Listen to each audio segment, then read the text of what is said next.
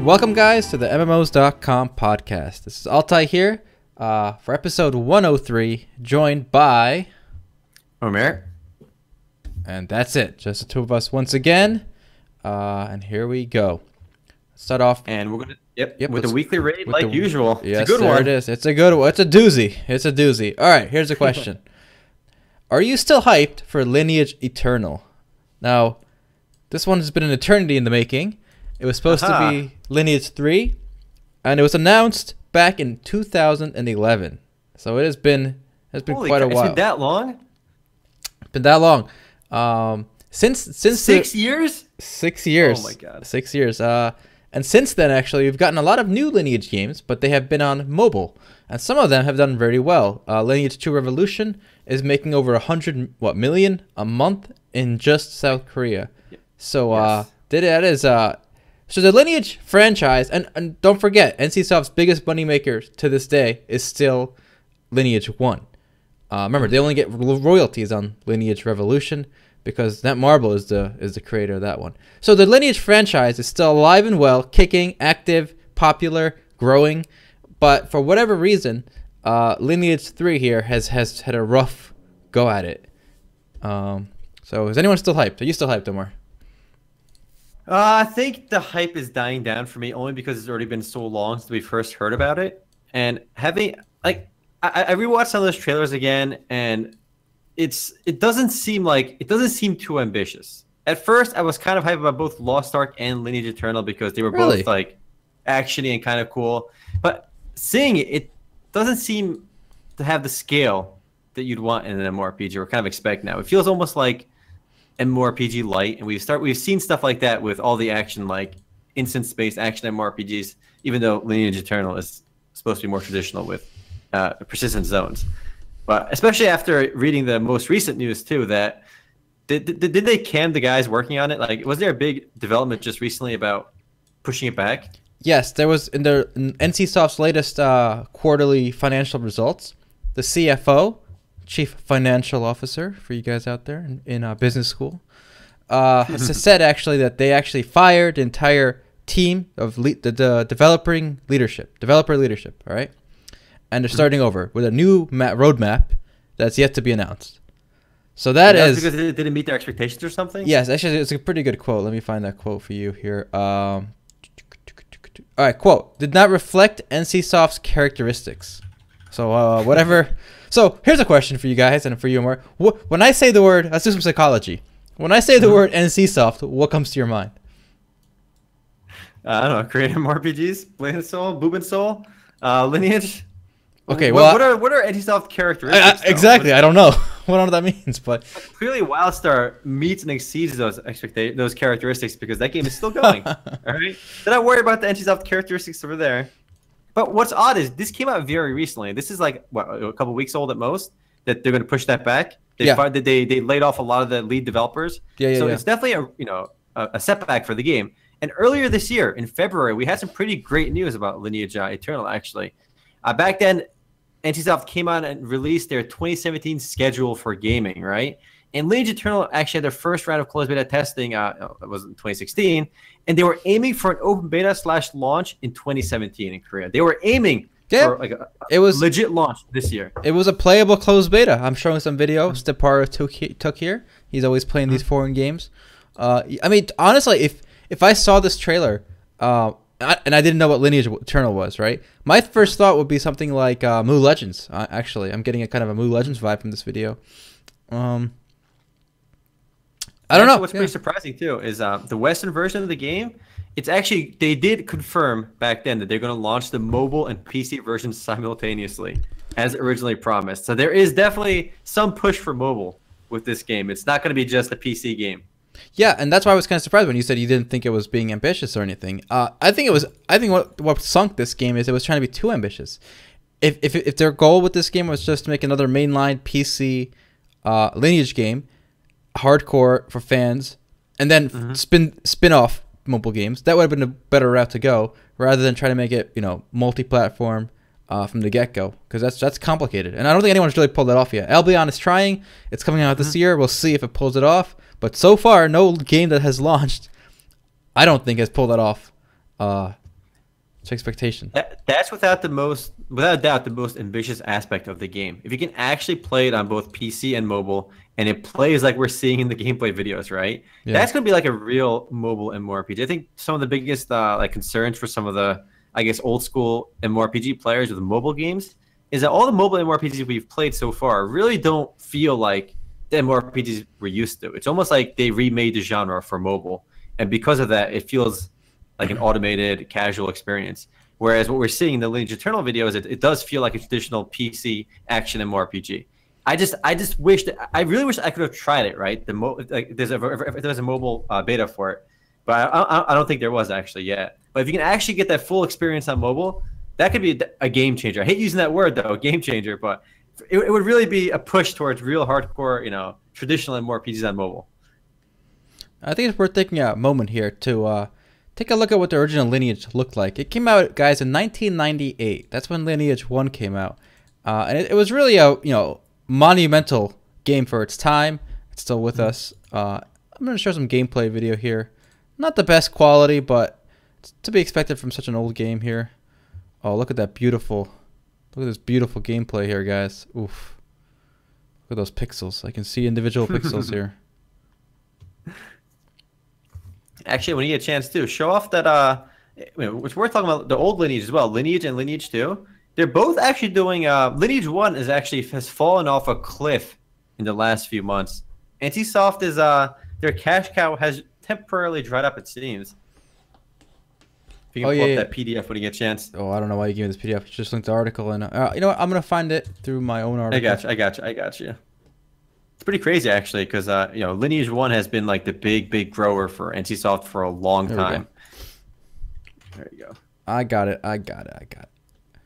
All right, so yeah, it's slightly down from even compared to Q1 of last year, right? Yeah, it's down more than slightly, from 78 to 51. So it's down quite a bit. And even like if you look at Blade and Soul, it's actually Blade and Soul is so close to like eclipsing it, right? Well, you got it's newer only data off than by me. Yeah. It looks very close. And I'm actually glad. Like seeing Blade and Soul grow, like I know there's this weird relationship people have with games they quit, right? Like, oh, it's so shit now, because I don't play it anymore. But like, look, I don't play Blade and Soul anymore, but I had a lot of fun with it. And like I remember that game very fondly. But when I talk to people, it's like, that used to play, like, oh, the game is shit now. It's like, I mean, they changed things, but it seems like an extreme to call it shit now. That's always the vibe I get. I feel like MMORPG players are more salty than like your average gamer. That's true. You know what I like about this chart? I know they did this a few quarters ago, but they stopped listing WildStar as a separate like line item game. Now it's just bundled in with other sales, so that's always fun. I think the other sales includes all their mobile revenue royalties from Lineage, yes. Red Knights and Revolutions, all their other Lineage games, and whatever mobile games tapped in there. Actually, I think they launched Lineage mobile as well, and they're saying Lineage M demand was low as well. And I'm sure when they launched Lineage mobile, it's supposed to actually be just a remake of Lineage 1. So that's going to draw away players from Lineage 1 as well. And yeah, Aeon drop has been steadily going down slowly over. And this is only over like a year or so, and it's still not a bad chunk of change. Aeon is their weakest game right now of their mainline titles. I mean, now that they got rid of WildStar from individual reporting, Aeon is looking the weakest right now. Lineage 2 is still surprisingly strong. Guild Wars 2 is pretty weak over there as well until they can sell in their expansion pack and get tons of money that way. But it's sad to see Guild Wars 2 doing so poorly. I mean, Guild Wars 2 is highly regarded in the West, at least, as one of the the premier like free-to-play MMORPGs now. Though it's technically buy-to-play if you want to get the expansion. But it's sad to see it doing so poorly. I don't think people play Guild Wars 2 in Asia at all. This is almost exclusively a North American / European game. And that's a rub. People were kind of questioning why Guild Wars 2 was lower than some of the other games. It's because Guild Wars 2 is primarily a Western game, and the market here obviously is smaller for MMORPGs than it is in Asia. So it can't really hold up against those Asian-focused NCSoft titles. And just a heads up for you guys, if you convert those numbers to US dollars, because they're all in millions of Korean won, it gets a bit complicated. I think it's about $12.7 million is for Guild Wars 2. And a good way to do it is almost basically just move the decimal point over. So if it's like 14,226, just assume 14 million. You'll be off by like 15%, but you get a good gist of where the numbers are at anyway. But 14 million, I guess it's not for a big company like NCSoft. It's a good chunk of change in revenue, but then they got to pay their expenses and whatnot. So not that much left over. All right, well, let's shift gears here, unless you got anything else to say about Lineage. I really hope the firing of their developers and whatnot doesn't turn it into like a situation where it gets delayed for years. I think people want to play it. People are excited about it. Hopefully they can, get a good product out, and hopefully by the end of the year. I don't think they said they were going to change their release schedules or anything based on what I've read so far, but I'm hoping they don't change, and hopefully. No, I think they did. They said the new roadmap is to be announced. So okay, I think so new roadmap is coming out. So there goes 2017 release in Korea, I think. Yeah. It's being pushed back probably to 2018 in Korea, and then if we're lucky, if it's early, because they're pushing it from 2017 to 2018, it might be early or mid 2018, and then American release will probably be another 6 months or 12 months. So we'll probably see it in late 2018 or early 2019. So hopefully we still, hype will still be there, but we'll have to wait and see. I mean, I think what they have now is not going to work. It's too much like Mu Legend. It's too much like so many other games available right now. So I think it's going to be a while before we see anything like Lineage Eternal or. Do you think Lineage Eternal will be that much different and better than Mu Legends? I feel like everyone has this perception in mind is that Lineage Eternal is going to be great, right? Mm-hmm. But like Mu Legends is generally a pretty solid game. Is it going to be able to do that much more than Mu Legends? Well, that's my point. If it can't, it won't. NCSoft won't release it. Yes, makes sense. They kind of have a higher brand expectation from Lineage than Mu, I guess. Mm-hmm. I mean, Mu is actually a big budget, big game too. If you look at WebZen's earnings, it all comes from Mu Online. Mu Online is a big moneymaker for them. Somebody said I'm no longer hyped for the game. Good job, guys. We don't need to get rid of the hype, guys. Hype is okay. Yeah, let us know if you're still hyped and what your thoughts are on the site here, guys, with a comment. Comments are always lovely. Makes me feel like the 5 minutes I took to write this weekly raid is all worth it. So please go ahead and do that. I'll try to reply even, if I like you. All right. So before we go further, I do want to cover quickly the Friday Grindfest we did, or you did this week. I unfortunately was indisposed. I was actually really sick. I had food poisoning. I think that's my guess. I couldn't eat. I couldn't drink. I was just pooping every 5 minutes. So it was Omar just playing Kirita. Yeah. The problem was Erhan drank some unpasteurized milk over here. I think that stuff is illegal in America for some reason. You can't buy unpasteurized milk in the supermarkets or anywhere. I think if you have a dairy cow yourself and you live on a farm, you can actually drink it legally. It's just you can't sell it. And in Turkey, those restrictions, I think some European countries too, you're allowed to just sell unpasteurized milk. And I'm not sure if it's safe or not. I got no idea what the deal is, but I think that was it because I don't think your body's used to. Yeah, that's what I ate that I don't have in America. So that's the working assumption is that's what got me all hot and bothered. So because of that, I was dead. So Omar played Kirita. So tell us about that. I played Kirito Online. All right, that's the new name of the game, Kirito Online. But this game, it wasn't. I have mixed feelings about this one. People are kind of hyped for it. It's going to be published by EnMasse. Closed beta begins, I think, near the end of the month. But this is a unique situation where people can actually play the closed beta. Like people can actually play this game right now on the Southeast Asian version. So if you're curious about Kritika, don't go out there and just buy the EnMasse version and like wait for the closed beta. Just play it right now. There is no IP blocks and nothing that will prevent you from playing on the Southeast Asian version. Your pings will be a little bit high, but you'll have a good feeling for what the game is all about. And then you can decide for yourself if it's worth the money up front to pre-order it or get the Founders Pack and whatnot. But I played for a few hours and I actually played a bit more after I stopped streaming and I stopped recording. It's it feels so much like Vindictus and Dragon Nest and all these games, RPL, Soul Worker Online, and it's really just, it feels just like Soul Worker, RPL, Dragon Nest. It just, you have the persistent towns and instance dungeons, and it's stage based. The combat is good. I think in a lot of these action MMORPGs, the combat is generally pretty solid, and it's no different with Kritika.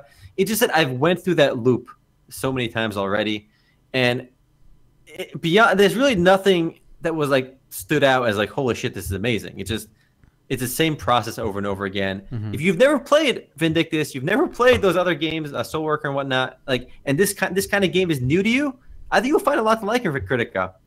I mean, that's really for people that never played games like this, it's okay. For everyone else, you've done it already. For everyone else, why I feel like there's DFO. No. There you go. There's DFO as well. I mean, DFO and Vindictus, I think, are the biggest games in this genre. So honestly, you should probably play DFO or Vindictus. If you want something 3D, play Vindictus. You want something, something else, play DFO. But one thing that actually struck me in this game was actually very odd. And I wish I kept recording because it was like an hour after my YouTube video. I ran into this issue. The game actually is very generous with their cash shop currency and the Southeast Asian version. And that's because it's not too popular. So this game isn't like doing very well in Southeast Asia.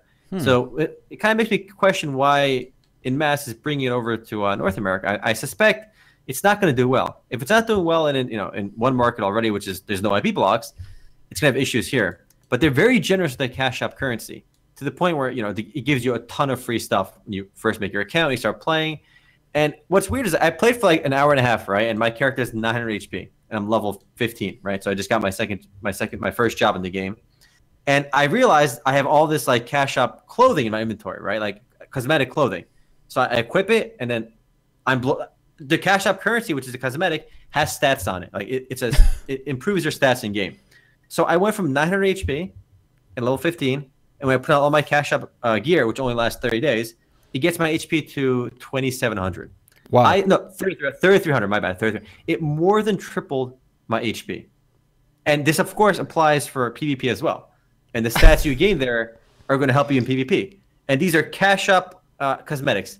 You cannot get these in game without, the cash shop. And remember, before people start jumping pay to win, yeah, it's pay to win, 100%, right? But before people jump to conclusions, the EnMasse version of the game may not be the same way. Okay, I think Terra and EnMasse have been pretty good with their cash shop, selling exclusively cosmetics and non-game breaking stuff. Okay, so I think EnMasse has been pretty good lately. So it's not fair to judge them based on what the Play Park in Southeast Asia did. But as soon as I hit that point in the Play Park version, the Southeast Asian version, like, oh my God, it's like not only I don't think pay to win is that big of a deal often, but it really ruined the game for me because it became so brain dead easy. Like the game was generally pretty easy anyway early on, but you ran into these boss levels where you'd be fighting a giant boss and you had to actually dodge their abilities. And if you didn't dodge their abilities, you got punished for it. You died. You're like, holy shit, I died. I gotta try again and beat it. So I had to try twice on one boss, right? It was kind of cool to actually die because it made me want to get better at the game. But then when I put on the gear, I'm like, okay, I don't have to dodge any abilities. I just stand next to him and keep hitting him. Who cares if he knocks me down? I just get triple my HP for free anyway. So I just face rolled the boss, and it kind of ruined my own immersion by having all that cash up currency and having the OP, pay to win gear. So what about the version you played here? During the hour or so you played, even after the stream, was there any difficulty, or were you just steamrolling? No. The moment I got the cash up stuff, there was no complete and utter steamroll. I'm talking about the one here, the version here with. Okay. The version here, it was steamrolling until you got to the bosses, right? Not the end of the stage bosses, okay. But they're like there was level 18. There's the one boss you can fight in each map, I think. It's just a boss. And once I fought that boss, I died. I couldn't beat that boss the first one, right? And I realized like, okay, I gotta actually worry about my shit. I gotta time my stuff. And I think maybe it can't just be me, right? Because I think what gives MMORPGs, like what makes progression fun in MMORPGs, is when you hit an obstacle, right, and you die. It's only when you die does getting stronger mean anything. Maybe it's just a me thing, because a lot of games have gone the brain dead easy route, but it's when I died doing the Blessed Dungeon that I realized, okay, I got to get stronger. Getting stronger actually means something, because I want to get stronger to overcome this challenge. And in this, when I died to that boss, like, okay, this game was pretty brain dead easy, but now I got to actually pay attention to what's going on, and at least got to try dodging attacks, right? It's when you hit these difficulties, you actually want to get better. And I wish more games put those difficulty roadblocks in your way. Even if it's like an optional boss or something. But give me something that actually I have to overcome through either grinding a lot or outskilling. Don't just let me face roll through all the content until I get to max level. And then you can add some challenging content there. That's my biggest gripe with modern MMORPGs. Okay, with all that said, what are your hopes or what are your thoughts on the level of success and popularity this game will enjoy here when it comes out? I think people will initially play it because EnMasse will push it to everyone that played Terra. But honestly, I think Terra's a better game. Just go play Terra instead.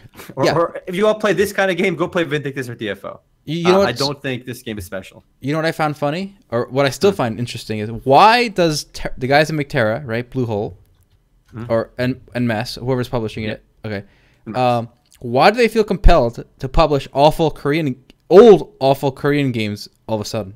Like, aren't they also doing Alliance of Valiant Arms? Yeah, unbelievable, pretty random, right? Why are they bringing these old games? You know? Yeah, like why is the guys behind Terra? Why do they publish or license this awful shooter from like 19? Hold on. I'm gonna defend Alliance of Valiant Arms for a moment here, okay? I had a lot of fun with AVA, and I have at least 300 hours into it, like over the the years I played it. All right, it's not that much, right? Because I was still playing Counter-Strike back then as well. Just because you enjoyed it back then, it doesn't mean it's. Look, if you licensed it in 2007, if you licensed this in 2007, right? Yeah. I can say, oh, whatever, it's a free game, it's fun. But if you license this in 2017, come on, this game is stale. This is a moldy FPS. All right, we got to make a new hashtag. Hashtag moldy FPS. All right, this one's falling apart. There's a lot of moldy FPS games out there. I mean, this is something else. Look at it. I'm showing some gameplay. It's just buggy and it just looks crunchy. All right, let's test your numbers. All right, this game is available on Steam. How many people are playing? You think right now? How many people are playing this game? 100. Wow, you are exactly right. It is literally 100 players online at this moment. Hey, that's why I host a podcast about MMOs. All right, I know my numbers. That's why you set the crown on your icon too. Holy shit, you were on the money there. But look, I had fun with this game, but I agree, it's kind of silly for EnMasse to decide to publish AVA. I think they bought it. They took over the license from Area Games, and they've actually, I think, they've added permanent weapons. They've addressed a lot of the issues that people did have with the game. So as a publisher, right, I have hope for EnMasse to do right by Kritika, right? It's not going to be a pay-to-win nonsense the way the Southeast Asian version is. I think as a publisher, EnMasse knows what's going on. They know what their players want, and they're not going to try to milk them like crazy, which we've seen a lot of other publishers do. It just, I completely agree with you that it's silly for them to start bringing these older Korean games over here. Like, why Kritika and why AVA? Neither game is new. Obviously, Kritika is a bit newer, but let's find out when Kritika even came out. Well, I looked it up. I always find it funny, like I guess it's like the desire to like make an empire, right? They have one successful game, and now they think they want to be a publisher all of a sudden and have like a collection of games, you know. What's funny? Yeah, Tryon did this with I think with that. What was a bad Diablo clone? Oh, Devilian. Devilian. Like what was the point of publishing that? But whatever. You go ahead. Actually, again, I do think this empire building mentality that a lot of these publishers have is pretty. You see it all the time, actually. I think the biggest one, the rise and fall of an MMO publisher, right? It was Games Campus. Games Campus, like, almost completely captures exactly what you described, right? They've had one successful game, like literally 10 years ago, right? It was Shot Online. They had this golfing MMO, which is not even that big, right? But they monetized really well. And through that game, they expanded like crazy, right? They had so many games. They published right now, by the way, their only game is Shot Online. But through the years, they had Equal Tactics. They had Asta, not ASTA, ASDA. They had a game called Tank Ace. They had MLB Dugout Heroes, Scar Legacy, Fishing Champ, Zaya Rebirth, Manga Fighter, Asta 2, Rumble Fighter, RF Online, Nine Dragons, Drift City. They had so many games in their portfolio. And one by one, they all shut down. And all that's left at Games Campus is the game they started with. Freaking Shot Online. It's crazy. They all decide because they have one game. They're like, okay, we're going to publish 1 million games now, and we're going to become a diversified game publisher. No, you're not. Just stick with your one game, or at least be more picky on your games. And then even the guys behind RuneScape, they published like this awful Chinese browser game for a while, and then they shut it down because it was too embarrassing. They cringed themselves out of the game. Are you talking about the pay-to-win strategy one or something else? Yeah, that one. Yeah, there was a browser game. It was pay-to-win mix of RPG and strategy, and it was awful. And of course, it shut down. Yeah, like RuneScape, like Jagex, you're good with RuneScape, right? Just keep working on RuneScape. Don't don't distract yourselves with other games. Honestly, your game is big enough that like making other games and focusing on other games is going to be like insulting to your current players. Like just work on your current game. All right, people love you for your current game, and that's why at least like mega props to Riot Games for sticking with League of Legends. You know, like they're called Riot Games plural, but like they haven't released a shit ton of games. They haven't decided to publish a million games and lose focus. So it's they gotta focus. Or like don't. Here's a more important thing. You can expand, right? But do it with the same quality that people expect of your main product. Okay, like RuneScape, Jagex should not have published a Chinese cash and grab browser game. Okay, like that wasn't the way. And same with this game right here that you're seeing still, Alliance of Valiant Arms. If you wanna publish a shooter or publish another game, find like a new shooter, like an up and coming project. Don't find a game from like 10, 20 years ago and just slap it up and see what happens, and get 100 guys on Steam, and that's it. You know, what is the point of that? I don't know. There it is. What's crazy too is Terra. We were talking about Terra earlier. What's crazy is Metin 2 has more players online than Terra right now. Metin 2. Another one worth showing on stream here. Metin 2 it's truly remarkable how successful this game is and how old it is now. I think it launched with an all-time peak. It launched on Steam within the last like 2 weeks. 8,000 peak players, but you can show off the gameplay too. This game is unusually popular in Europe and Turkey. Turks have the worst taste in MMORPGs. They love playing Night Online. They love playing Metin 2, and they love playing Wolf Team. So, thanks to Turkey for boosting Metin 2 on Steam. Maybe the EnMasse was hoping that AVA would be like Metin 2, right? Because they're both bad games, so they're like, well, maybe we'll throw this one up and see what happens. I guess they could hope for a crazy success. Yeah, I love this overspawn of wolves in this video. It is insane. Like you go outside town, you look around, like it's really like Flife had that as well. Flife for fun. When you go outside town, there's overspawns of enemies. There's literally legions and legions of enemies in like single camps. I think we a lot of modern games kind of did away with that. Speaking of modern shooters, potential modern shooters, another game was playable this week, and it's still playable, right? Until the 21st. Till the 21st. So if you guys haven't tried it, maybe it's worth trying. Quake Champions, not Quake Live. This game is in beta.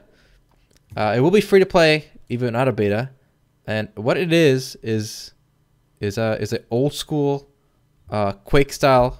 Well, it is Quake game FPS with a few new fad elements thrown in. The whole classes, I guess, or characters you can pick, and then each one has like an ability, right, and different like stats, like health and shields and stuff. Honestly, from what I played, I loved the feel of it. Right, the game felt nice. It looked nice. It was fluid. You know, when you move the mouse, everything looks right and feels nice. But I don't think the abilities and characters added anything to the game.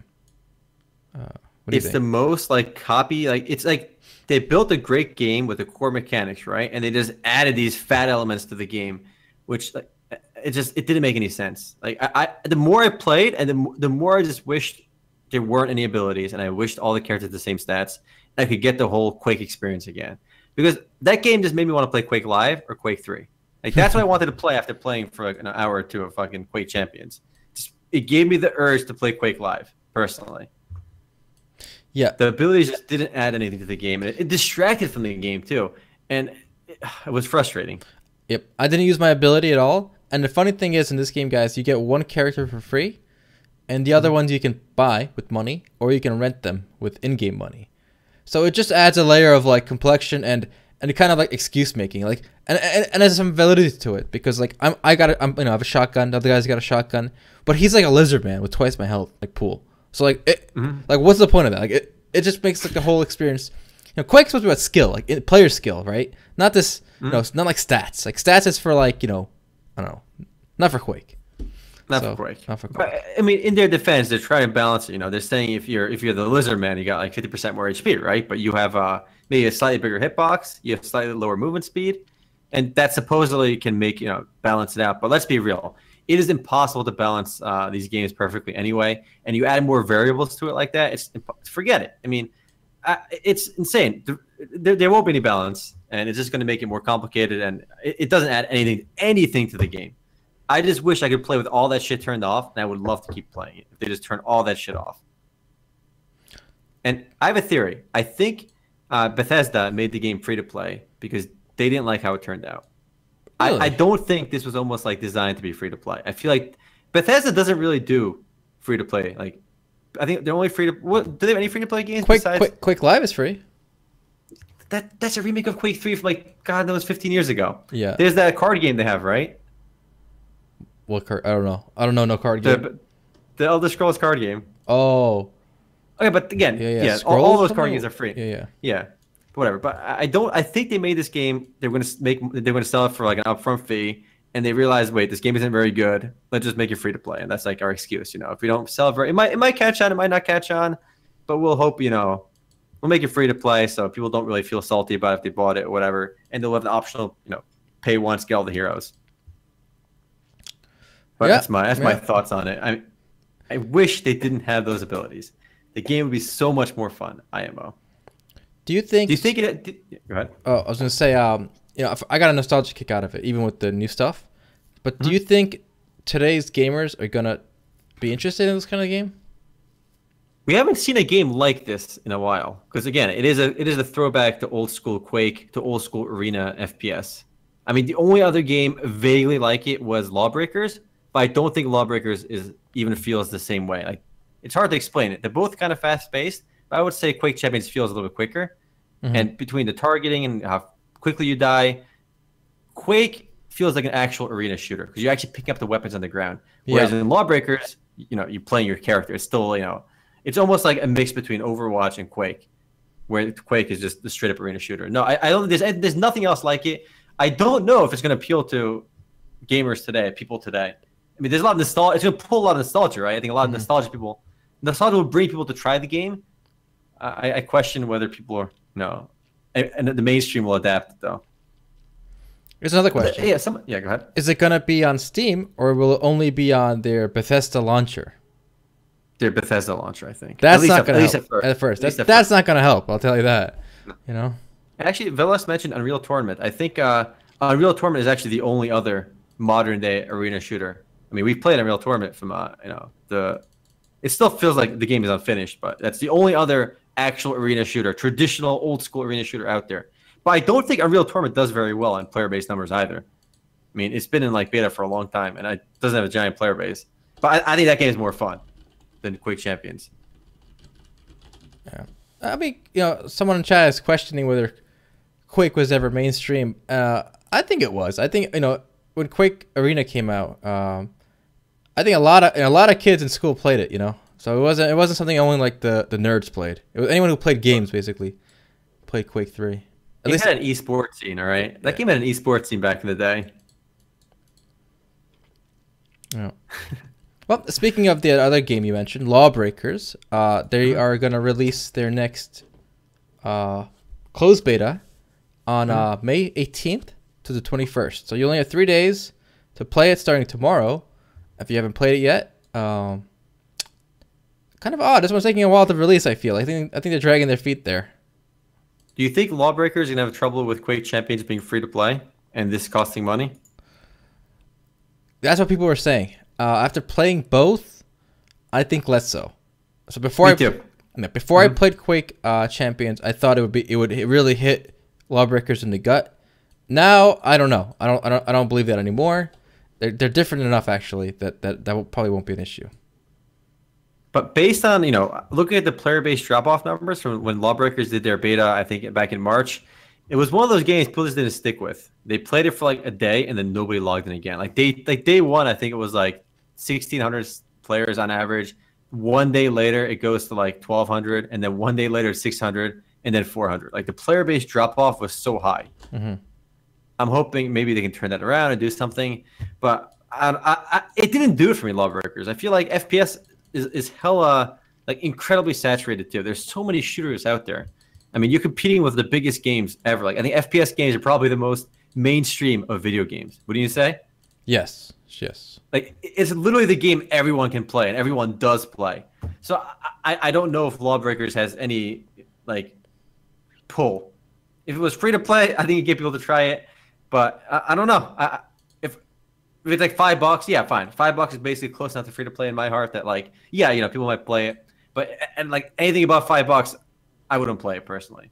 But I'm sure there's some big Lawbreakers fans out there that already pre-ordered the game. Don't mean just my thoughts. I'm gonna play Overwatch. I'm gonna play other games. Lawbreakers isn't for me. Well, you will at least have another data set for your little experiment there on the drop off with the betas. So we'll see how it does. They're adding a new class or character, Wraith, which is like apparently a ninja style class. And what I found interesting, the new mode they're adding is called Blitzball. No. So somebody's a big fan of Final Fantasy X, I guess, over at the Lawbreakers team. I can respect that. I can respect that. Here's a minor issue with Lawbreakers. I thought there was only one really interesting character in the game. The character with the melee weapon, the 2 swords, and the whip, so you can fly around with crazy mobility. That felt like a really well-designed character, which was really cool, right? And every other character in the game just felt like pretty generic and uninspired. That was like the one really awesome thing about the game. I think if the cast of characters in the game were like 6-7 characters like that, equally well-designed, interesting, and different, and played like unique, the game has a great chance and it might be able to, do really well. But because there was only one character I thought that had that soul, that had that, uniqueness to it, that was it. And I think, hopefully, I'm not the only one that thinks that either, but that's the way I felt. Yeah, honestly, Fortnite, yeah. Man, so many games, guys, are just in development hell. I remember when I first heard of Fortnite, I rushed to do the preview page on it, right, on MMOs. I was so excited because it looked cool. I think we need more co-op games. I think that's one of my favorite genre, type of games, just playing co-op. So I was excited for Fortnite. It's been so many years, I just kind of gave up on that one as well. I honestly forgot what Fortnite is about. It's something with zombies, right? And like tower defenses or building some stuff. It's a cartoony survival game. Survival, and then you work with with like 3 or 4, I think 3 people, so 4 people total, and you just defend against AI coming at you. All right, here's a fun question for you. How long is a Fortnite? 14 days, 2 weeks. All right. Yeah, you got it. All right, that's pretty good. I didn't know that. I knew that. My numbers are on the point. All right, don't question my numbers. All right. What is the Roman numeral for 1,742? Oh no, I only do Indian numerals. All right.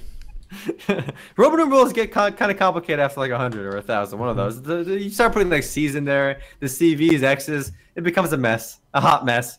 No one knows what's going on. Yeah. So we do need more co-op games. So if you know any good ones, let us know. I'm tired of playing Left 4 Dead over and over again. We should mention the Kickstarter MMORPG of the week here. Ashler Creation. They're hitting bigger and bigger numbers. Bigger and better numbers. All right, link it up. I wanna. All right, let's take a look. See what they're at, guys. My bet is going to be I initially said like 2.1, 2.25. I was way off. They're already up to $2 million. Yeah, it looks like I'm going to win that bet. Remember, if they go over 3, I win that bet, and I intend to collect these bets. All right, these bets are going to be collected from now on. Ash the scam. Here's the this actually makes me like it shows us there's still so much hype and demand for a great game, and it really saddens me that we don't have any big budget, like ambitious Western MMORPG in the works. Really, the only thing on the horizon that could potentially like really reinvigorate interest in MMORPGs in the West is Star Citizen. And it's not good when you're relying on Star Citizen to kind of like reignite the genre, because Star Citizen, who knows what's going to happen with that. And beyond that, there's nothing. There's it's almost like Western MMORPG companies outside of indies have given up on the genre, because we're not seeing anything. There's nothing else on the horizon. We have expansion packs for the existing games. You have the ESO expansion coming out next month, or soon. You have the Stormblood coming out soon. But there's really no other new big Western MMORPG. But I think the demand is still there. I feel like too many companies have looked at like all the failed MMORPGs. Like so many Korean and Chinese MMORPGs tried launching, and they all flopped. And like, oh wait, there's no money in MMORPGs anymore. But no, those are all shitty Korean and Chinese MMORPGs that flopped. Get some real games, Like ESO took like $100 million to make. It was one of the most expensive MMORPGs ever developed, but it's still pretty big. I think the game is still making money for them. So if you make a good game, big Western company makes a good game, you'll make money.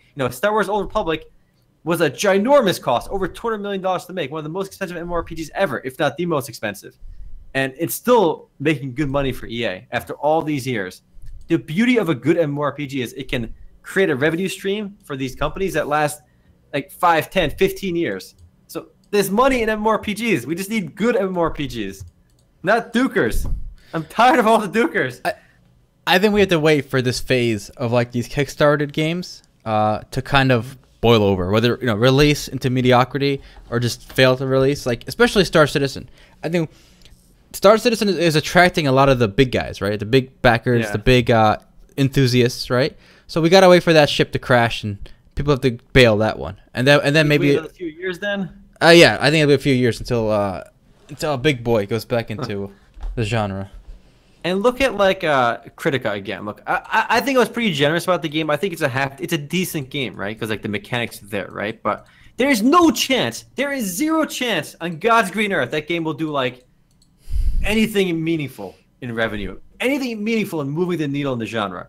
It's nothing special. There's no soul in that game. It just feels like another action game with. There's nothing innovative there. There's nothing pushing the genre in any direction. That's why you got It's just a throwaway Korean game. It's a decent throwaway Korean game that you can play for like a week or two. That's why you need to give your money to Ashes of Creations. From the ashes, okay, they're gonna create something here. The average guy has given $180 to this project, so they're really going for. They're getting the high end per user here. That's pretty impressive. Mm-hmm. Let me see if they've sold out all of their. No.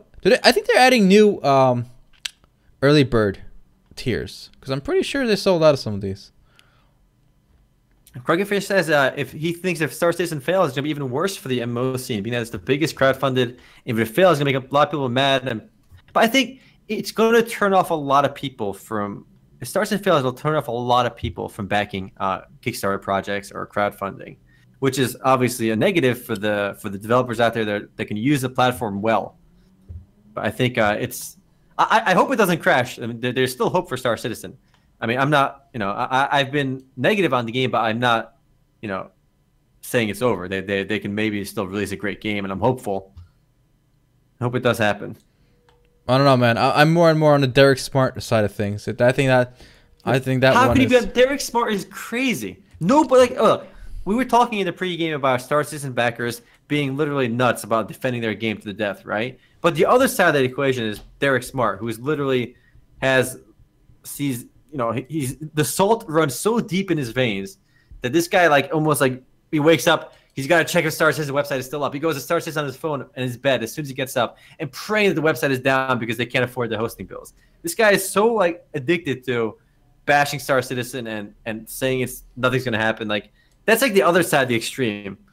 It's not healthy to be that obsessed with the game. I think you're just salty. Be skeptical. You're just salty that he banned you or blocked you on Twitter. That's a problem. He did block me on Twitter, and I've never even tweeted to the guy.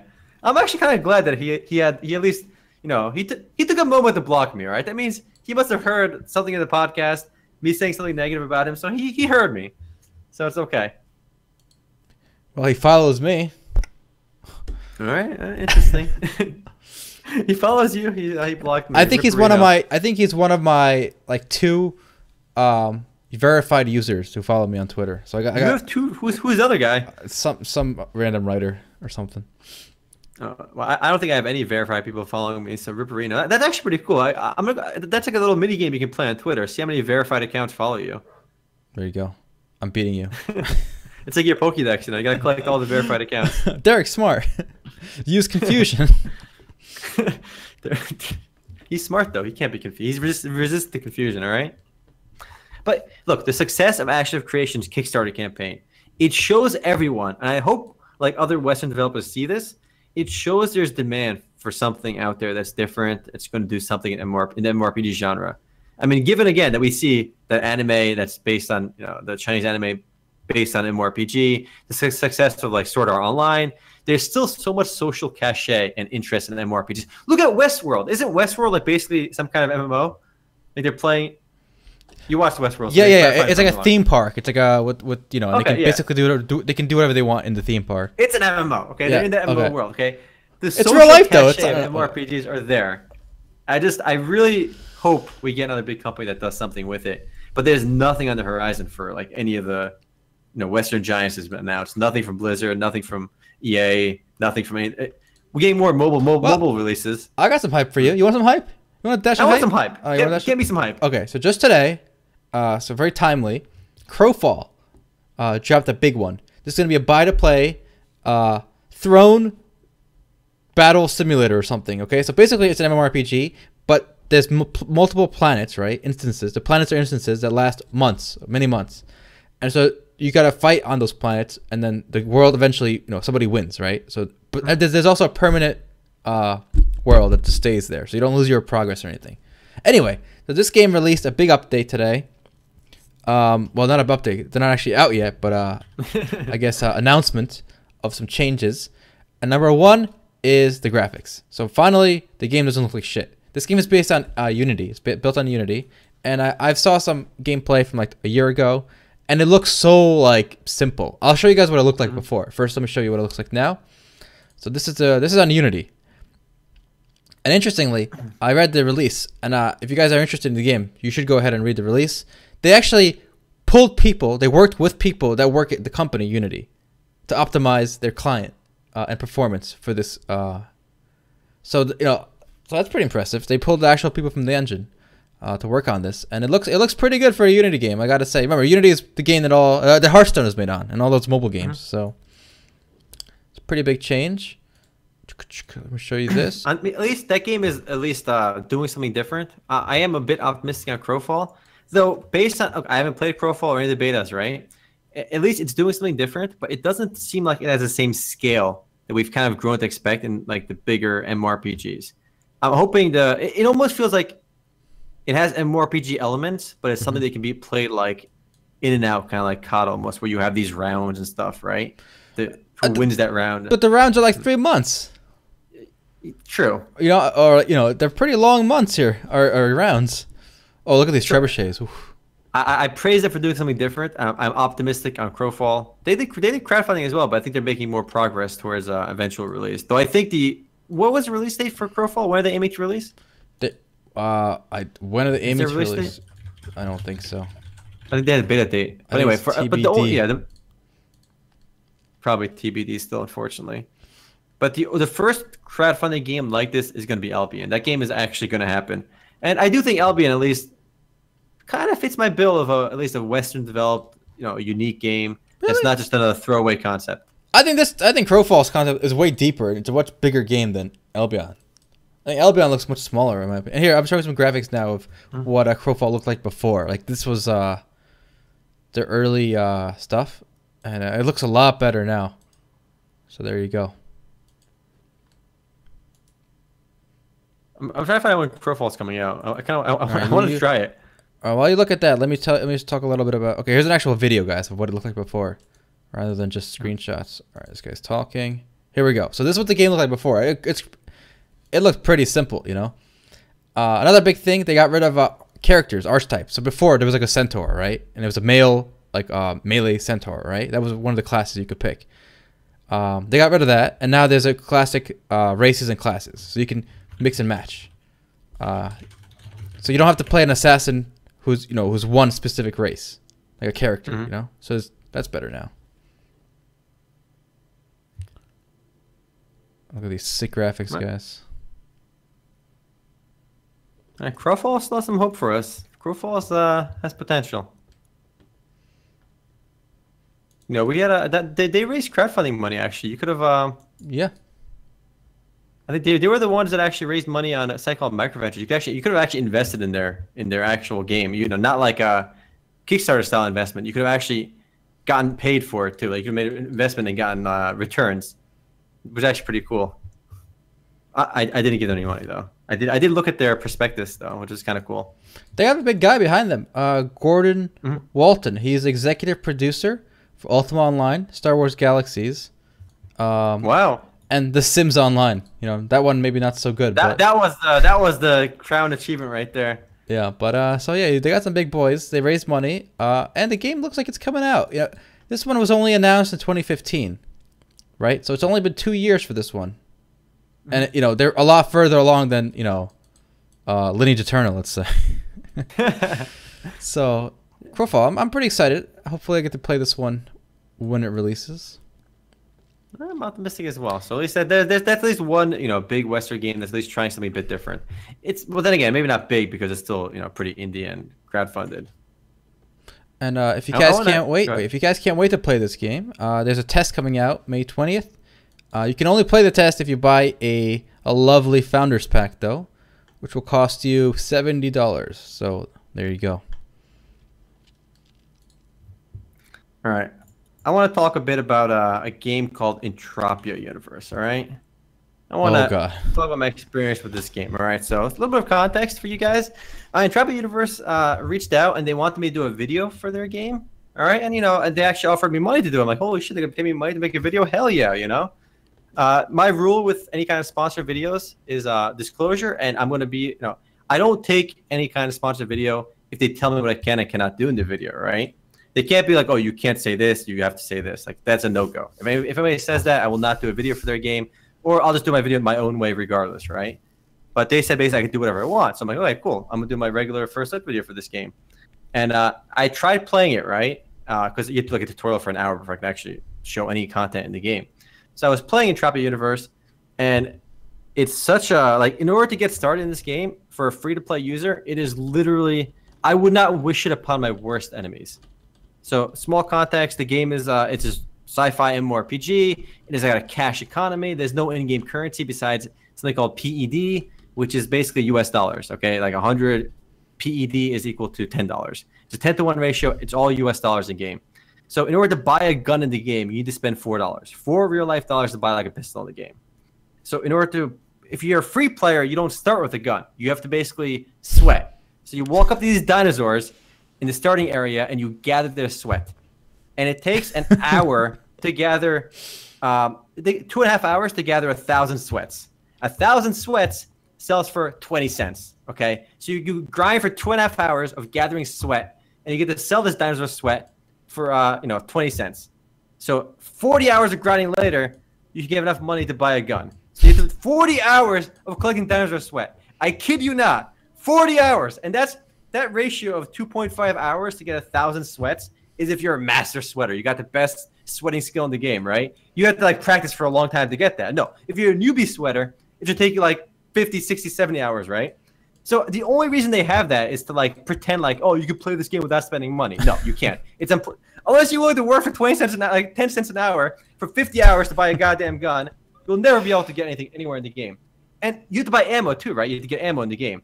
And you don't, if you can't waste your bullets killing shitty animals because the bullets are expensive, right? You got to use the bullets to kill difficult enemies. Otherwise, you're wasting your bullets, which you have to sweat for how many goddamn hours to get anyway. It's it's totally nuts how this game works. Oh, someone asked if this is Planet Calypso. Yes. Yeah, Planet Calypso and Entropia Universe is the same. Planet Calypso is a planet in Entropia Universe. It's the same game. I do want to, I'm hesitant to call the game. The game is sketchy, by the way, because after playing this game, I'm like, I'm not doing a video for this game. I don't want your money. They offered me $500, by the way, 500 buckaroos. I was like, holy shit, that's $500. I ended up turning it down because the game was bullshit. I would not wish anyone to sweat dinosaurs for 20 hours to buy a gun. Okay, I can't do it. And what also turned me off from the game was it was a bit sketch. Okay. Because the whole real world economy in the game, it doesn't operate the same way it does in Second Life. Okay, in Second Life, it also has a cash economy, but everything is kind of set by supply and demand. The value of the in-game currency in relation to US dollars is determined by supply and demand in the game's market. There's a forex market in that game for dollars to lindens. Whereas in Entropia Universe, it's a fixed exchange ratio that the company themselves control. So they actually sell you the money directly, and then when you cash out, they'll buy your money back. You're not selling your in-game currency to other players. You're selling it back to the company. And the problem is, there's right now, I looked at the annual report for the company that makes this game called MindArc, right? So MindArc actually has, they're trying to be, I think they're trying to be listed somewhere, so they publish their annual reports every year.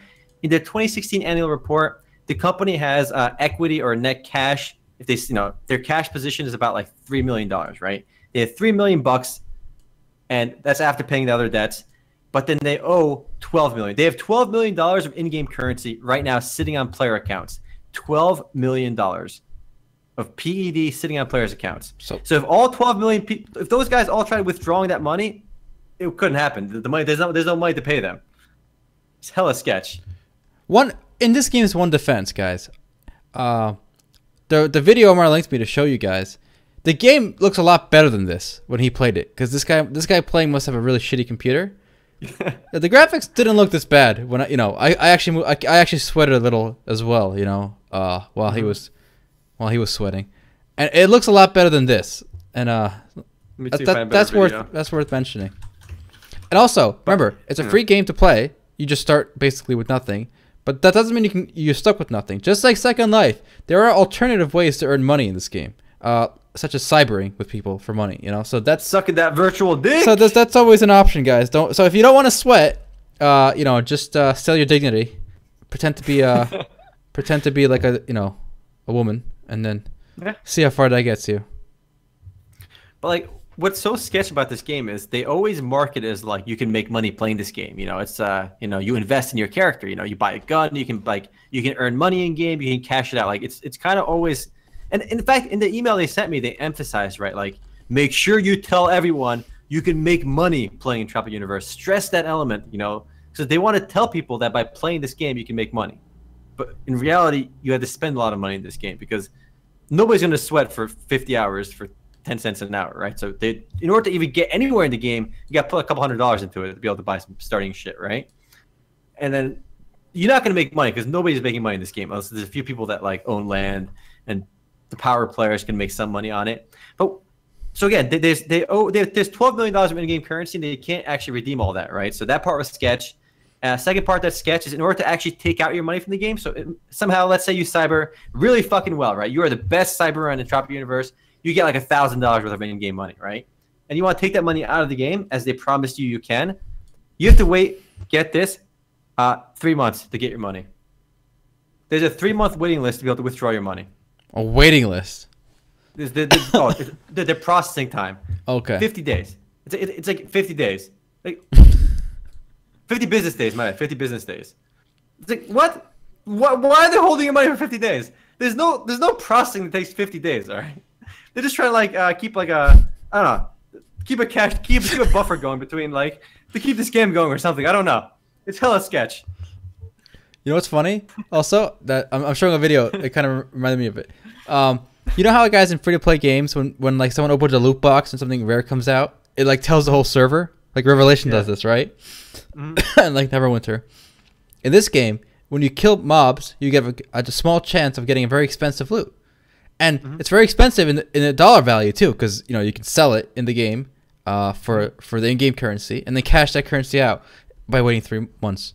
So, but the funny thing in this game is, if someone gets like a rare drop, it tells the whole server. So it kind of encourages people to, go after that fat loot.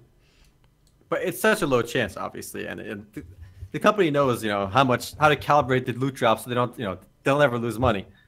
I think if you look at the Hall of Fame, I think the best like loot that dropped in game was like $33,000 US worth of loot from like one monster. That's a lot of money, right? There is a lot of money that changes hands in the game, right?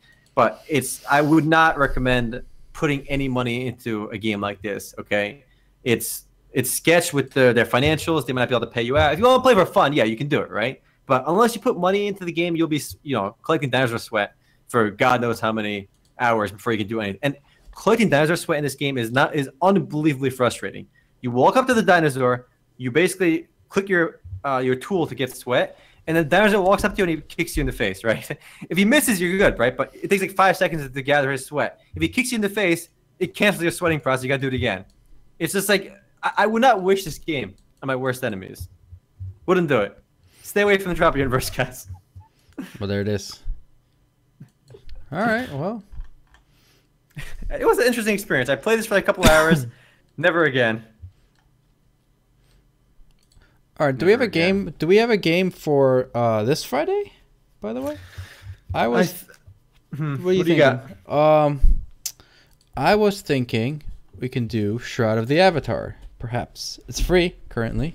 That's true. I was thinking Man too, but we should do Shroud the Avatar because it is free, yeah. and we should definitely do it by the. Yeah, we have to do that because we can always do. We still have until next week to do Shroud the Avatar too, but maybe Shroud makes sense because I still kind of want to play that game. So no, let's do Shroud the Avatar only because. No, it's Richard Garriott, all right? It's our boy. We owe him. We owe him, all right? I mean, look, I think he's sketchy and he's a little scummy for doing his telethon bullshit. So he's asking for money, even though he's a multi-hundred millionaire or whatever he is. He's begging us for $50,000, whatever. I don't care. You know what? He kept me entertained with Ultima Online for like over 10 years. I owe it to him to check out his game. I also want to try this game. It's not an MMORPG. It's Dreadnought. It's an open beta now. Have you tried this one? I think you have, right? Yes. I don't know. It didn't do it for me. It didn't do it for me. It's just like weird MOBA mixed with like space, giant, using these giant ships. I don't know. I played a couple rounds and didn't do it for me. Maybe it'll do well. I don't know. But I think there's like 2 other games that were just like it as well. Forgot the names of those other ones though. This trailer looks pretty sick though. Yeah, big ships. It does look pretty shit. It's another one of those games that I originally followed like over a year ago, maybe 2 years ago, right? And it just now entered open beta. It's crazy, the cycle. People always say like that's not an MMO, right? Dreadnought. But like if you look at the page on the game on Steam, right? The developers themselves literally call it an MMO. Like a lot of these games get labeled as MMOs by the companies, even though people don't view them as traditional MMOs. So we're not the only ones that have a broad definition of MMOs. All right. Actually, that reminds me too. We had a pretty hilarious comment on MMOs.com, so I want to share that with you guys. Some guy was upset about our definition of MMO. Okay. What was his? And here's let me show you this. You can show on the stream. I thought it was pretty hilarious. Everything about it is perfect. His name is perfect too. All right, so I guess anything qualifies as MMORPG in today's world. Well, I'm off to the toilet to go play this exciting new RPG called Pooping. That's pretty good. That is pretty good. And he was complaining about this game if it was an MMO, because I think we had a game page up for this on MMOs.com. What game? Let me see. The game looks. I don't know how this is an MMO, but even the name of the video is MMORPG gameplay video. All right. Yeah, that's true. Guys, it's right in the name. All right, don't blame us. Don't hate the player. Hate the game. There you go. Somebody said if you bring your phone with you, taking a shit counts as an MMO because you can play an MMO while taking your shit. That's true. That's good thinking there, buddy. Another great question by Koyo Texter. Why is Warframe still in beta? It's one of those tags that's never gonna go away. It's in beta for life, dude. What is this game, by the way? Go Ventura, New World? It's some simulation browser game. It's like it looks like some sim. But look, it's got high level gameplay, guys. Dude, they say high level gameplay. It must be high level gameplay. Oh, do you remember Rich Man Online? Yes, barely, but I do. That was a quality MMO. All right, it was no, it wasn't really an MMO. It was like a board game. It was literally like a 3-player board game. And they call themselves an MMO. All right, I feel like so many people start using the term MMO that it really did bastardize what MMOs actually are, and we kind of rode the bandwagon as well, and we kind of accept everything as MMOs now, which is pretty funny. I got a little bit of a story. All right, guess what Razor's worth? Do you know the story already? No. Razor raised funding at a certain valuation. They raised $100 million. What are they valued at based on that? $1 billion. Close, $2 billion. Well, yeah, they're a pretty legit company, though. I mean, they make some good shit. I still maintain their headphones suck. I went to BlizzCon and I bought their $150 Razer Megadolons at BlizzCon, and they were fucking awful. And it would always stop working. I had to plug it in and out. And after that, I never buy Razer earbuds again or headphones. But they make great keyboards and great mice. All right, the Razer Death Adder. Oh, yeah, you're rocking a keyboard and mouse by Razer, aren't you? Yeah. Nice. But I love their Death Adder. All right, if you're looking for a new mouse, click on that Amazon button below and use our affiliate link on Amazon.com and buy a Death Adder. I know I'm not crazy about the Death Adder. I'm using one right now because I'm in Turkey, but I'm a bigger fan of the new Logitech, the Ghost or whatever Spectrum. I would never cheat on my sweet Death Adder. I wouldn't even think about using another mouse. I'm so infatuated with my mouse, right? It's done right by me. I feel like using or trying a new mouse would be disloyal. Like try my mouse for a day. It's been good to me. Look, this mouse has been good to me. I wouldn't even dream of trying another mouse at this point. I can't. It's cheating. You can't cheat in your relationship, right, Aaron? Listen, it's been so loyal, so good to me. All right. Good advice. Good advice. All right. Yeah, Death Adder, great mouse. Razer should pay me for saying all that. Logitech G502. That seems another. That's one of the also really popular mice. Is that the one you have, Rahan? The Razer. No, G502. Logitech. No, I don't think that's the one I have. I have the Chaos Spectrum. See, the name is cool because for gamers. G900 cool. Chaos Spectrum. Mm-hmm. That's the one I got. In terms of, we have a big launch coming soon. I think we mentioned it last week, but BDO is headed to Steam on May 24th. It's next week. Yeah, literally next week they're launching. I think it's going to do quite well.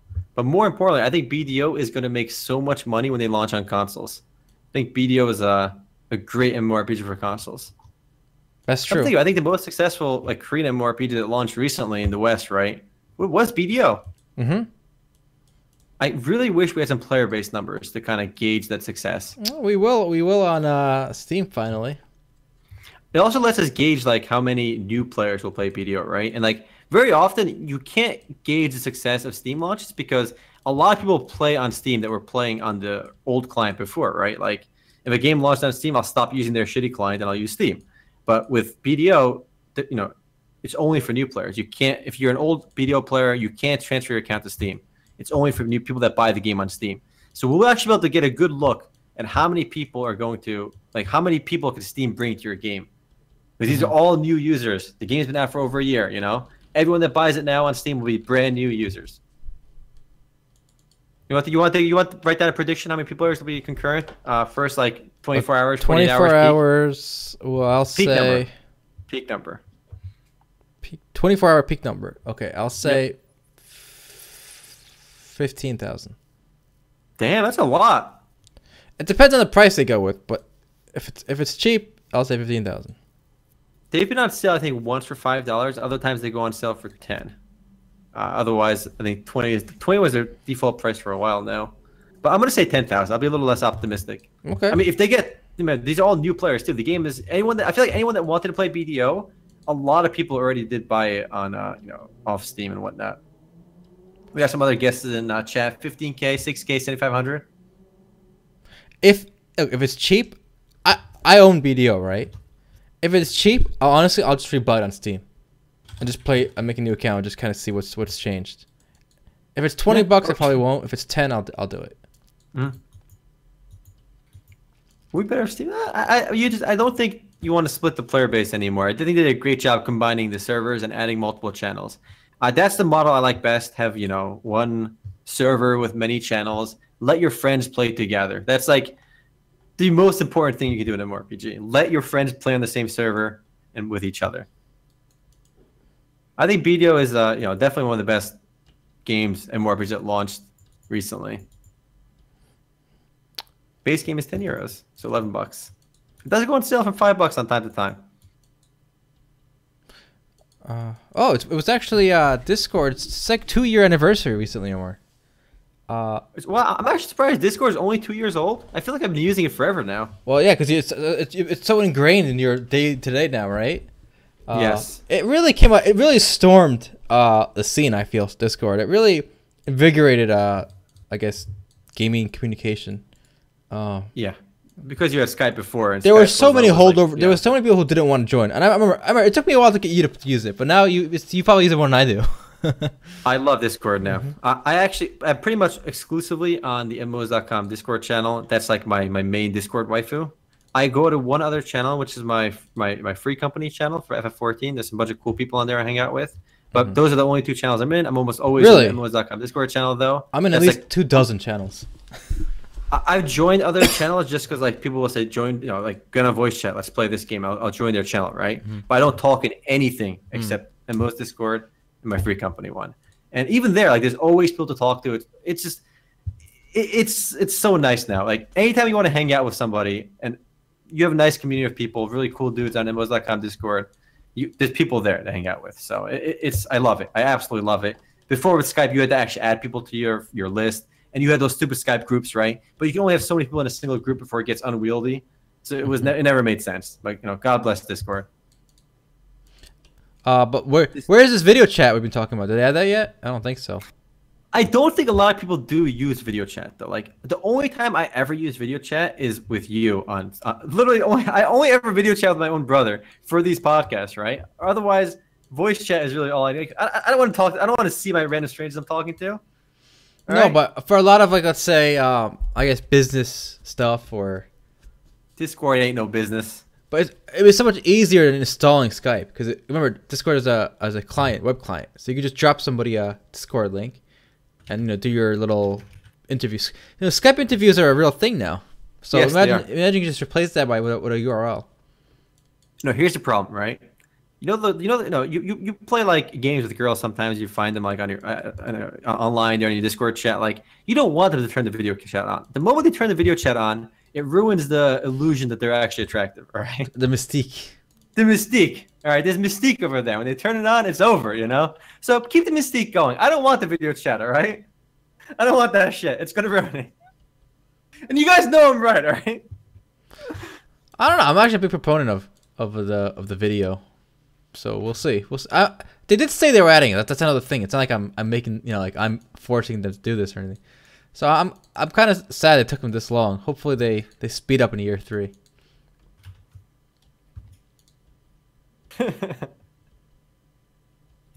Wow. I'm breaking out the brutal truth, boys. Keeping it real. Look, the mystique is where it's at, all right? Just keep it going. And I don't know. I feel like a lot of like, yeah, you can say the Skype interviews, right? But will you ever use it, like, when you're just playing games with people? Like, yeah. No. You playing your game, You're not even, like, when I'm in voice chat, usually I'm playing something with them. Or even if we're talking about random bullshit, like, we don't have to, like, use our hands and talk to each other. We're not Italian. We don't gotta do this. We don't gotta do this. I don't know. It depends. It depends. There's one more story I have for you, Omar. All right. You were talking earlier about, I guess the future of MMORPGs. No one's doing anything big. There is actually a new software company that is trying to do some fun things in the virtual world arena. Improbable is a studio in the UK. And they have recently received $500 million in investment, and they're keeping control, which means that was for less than half, right? $500 million for less than half of the company. How did they raise so much money? How are they so valuable? Like, who is like using their software? I'll tell you. Okay, so if you go to their websites and then go to their games section, you can see what games are using their product here. Featured games. Here we go. All right, so let's see. Which of these have you heard of? We got Geek Zonia, Shattered Lives, Seed, Vanished Stars. Oh, here's one. Chronicles of Illyria. All right, the game that may never come out is using it. Nice. And Worlds Adrift. So those are the two big ones. I played Worlds Adrift. Look, I don't think in Worlds Adrift, like, I feel like it's a bad game to show off because I don't know what part of Worlds Adrift uses Improbable and what doesn't, right? Server. That game was the most laggy game I've ever played in my life. And I played that game for like, I sat down and played that for 10 hours straight, right? Like, I played with Matt, his girlfriend. It was a fun game. We played for like 10 hours straight, but it was so laggy. I'm sure it was like not maybe Improbable's fault. It was something else. But for some reason, I still played despite the lag. So I feel like because of my experience with the lag, I have like a negative view on whatever SpatialOS actually does. Okay, so this is the pitch at least, okay? They want to say they're going to use cloud-based servers so you can freely stack your single instance virtual world, right? So you can have one virtual world And that world can get bigger and bigger because as like, let's say you're an airship, right? And you're going into the distance and it procedurally generates new worlds. So as it goes, more cloud servers would turn on under your account, name or whatever. And so the server size and, the player count can all go up without you having to do anything because they just turn servers on for you or something. And it all runs together to make everything persistent and wonderful. That's my understanding. I'm not getting paid $500 million, so I don't know exactly if that's correct, what I just said. But if you read what the Chronicles of Illyria are trying to do with the game, they're saying it's. I don't think Chronicles of Illyria is going to be utilizing like you can just keep going into the distance to keep getting more random shit. I don't think that game is doing that. No. What they're doing, I think, it also works for. Let's say you want to keep. Let's say you want to keep items you drop persistent, right? Yes. As more and more items are dropped, or as the environment changes, like you cut the tree down or whatever, as things that also requires more servers. So it's not just the size of the world. Any time you would need more, I guess, server juice, it could just do that for you.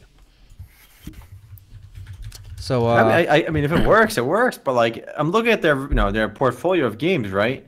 You have one game that I've actually played, but the other games are all like, I'm looking at this Seed or Clang, whatever that game is. These all look like browser games. Like, how is it this company's worth $500 million? Unless, like, they must be talking to like Sony. They must be talking to Microsoft. They must have deals in place to get their software in like bigger games. Because the company that backed the SoftBank, they would not throw $500 million and valuing this company over $1 billion if they didn't have like more to it. There must be something else going on in the background. I hopefully this makes game development easier. Hopefully it expands the what we can do with MMORPGs. I mean, it all sounds cool to me, but it is a I don't think either of us fully understand what the hell they're doing. Well, we'll see. But anyway, the future. I think the future is going to require somebody to figure. I don't know if they're going to figure it out, but we need somebody to figure this stuff out because currently the engines, like Unreal Engine especially, is just not cutting it. For massively multiplayer online games. We played Conan Exiles here. I was so excited for that. But guess what? You can't have more than 20 people on a server before it lags. 20 people. How many people can you have in Cloud in Quake Champions? We just played Quake. I just played Quake Champions. It was eight players. 4 on 4 or 8 people. When I played Quake 3 Arena, okay? There were private, there were servers hosted by players, right? With over 32 players, like 64 players. Like there was no limit really. I guess they could make it whatever they wanted until like it was just too crowded, and it worked. It functioned. I was on dial-up, okay, and I played Quake 3 live with definitely over 32 players. I remember that for sure. So how is it that in 2017 we're stuck with like 8, 16, 20 tops in the games? It's unfortunate. It's unfortunate. It's sad that the player base. We definitely regressed on that front. But actually, on one thing, you can't blame. Before you would say because of console compatibility, they keep the player base numbers lower, right? Quake Champions. They said that Quake Champions is a PC exclusive game. It wasn't meant for consoles. This is a PC only game. Yeah, even Conan Exiles and stuff. Is that coming for console? I don't know. But anyway, I don't know. A lot of PC exclusives have very low player counts. Like Mirage, what was that awful game? They have like a third of the players that Chivalry has from like God knows how many years ago. Oh man, that game. Also, speaking of like player base drop on Steam, I've never seen something quite like Mirage. People drop off so quickly on that game. It was a very quickly dropped off. I'm not optimistic on Mirage. There you go. So we need somebody. I don't know if SpatialOS is a company. Maybe they are. They got $500 million to figure it out now. So maybe they can do it. Who knows? Oh, we should mention too that the Secret World Legends is being delayed on Steam till July. It looks like. Do you think it's because of BDO? 100%. They actually said it because of crowded market conditions with multiple MMO releases in May/June on Steam. And I believe that delay is exclusively for the Steam version is being delayed till July 31st. The regular, it should still launch on June 26th, I guess on their own website. But yeah, it's a crowded launch. Because of, you got BDO coming out. You got ESO's Morrowind expansion and Final Fantasy XIV's Stormblood. So you have some pretty massive releases. I mean, it's going to be a big month in June for existing MMORPGs. I think ESO, FF14, Guild Wars 2, and World of Warcraft are the best MMORPGs out right now. Like the best Western MMORPGs out now. If you take out WoW for being older, you have like those 4 games that are still like really relevant and worth playing. If you haven't played those games, you're looking for a new MMORPG to play, check those 4 games out. What were they again? Elder Scrolls Online, Guild Wars 2, Final Fantasy 14. Or for the last time, 3 games. Final Fantasy 14 is not a Western game. Yeah, you're right. You always keep that. Fine. I think those are the only big MMORPGs worth playing right now. If you're looking for like if you want to commit to a serious MMORPG, those 3 games still have a lot of potential, a lot of fun stuff to get. Secret World Legends is free, Master SG 2013. All the story stuff is free as well. Whereas in the first Secret World game, you had to buy all that content. But yeah, it's a free action-oriented combat game. You know what's hilarious? How quickly Funcom is running away from the MMORPG label. Mm-hmm. They got Funcom was made with MMORPGs. Okay, their first game was Anarchy Online. It's actually still running. But the Secret World launched as an MMORPG, right? But now they kind of relabeled themselves a shared world action RPG. What does that mean? Shared world. It's just massively multiplayer. Why do they gotta change the genre name? You know, it's almost like Destiny not wanting to use the MMO term either. You know, there must be some stigma on that. I think people kind of assume all MMOs are gonna be flops because of the countless Chinese and Korean games that did launch. Yeah. All right, well, we are at our time limit, boys. So we shall move on to the post game here on Twitch. If you're watching on YouTube, that's it for you. Try to check us live on Tuesdays at 4 p.m. PST. And make sure to click on our Amazon affiliate link and buy tons of shit. Yes. Thanks, guys. Give us money. All right, take it easy, guys. Take care, YouTube. Peace.